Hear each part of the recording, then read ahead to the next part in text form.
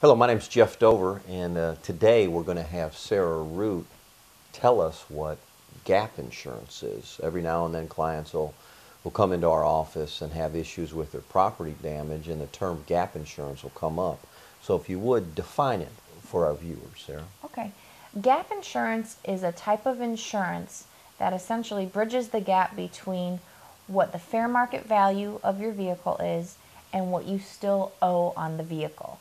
So if you financed your vehicle and you owe more money on the vehicle than the vehicle is actually worth, the gap insurance comes in and covers whatever that difference is, and it's bridging the gap. That's not a part of your auto insurance coverage. It's a separate type of insurance, and it's usually purchased at the time you purchase the vehicle.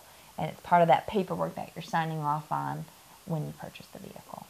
In your experience, when you've run across folks that have gap insurance, is it expensive at the time of the purchase of the vehicle? No, it's usually pretty minimal, and it's so important to have. So, it's something that you want to inquire about at the time you're purchasing the vehicle. A lot of times people may think it's one of those additional things that they're trying to throw in and sell you on that you don't really need, but it really is critical to have it, because the last thing you want to do is find yourself upside down at a time when you've been in a wreck. That's the last thing you want to have to deal with. So having the gap coverage is very critical. You defined the term upside down. Tell us what that means, upside down. So when I say that, I mean essentially you owe more on the vehicle than it's worth. So when the car, let's say the car's been totaled, you've been in a wreck, you still owe $15,000 on making your car payments, but the insurance company is only going to pay you $10,000 because that's what your car is worth, the fair market value.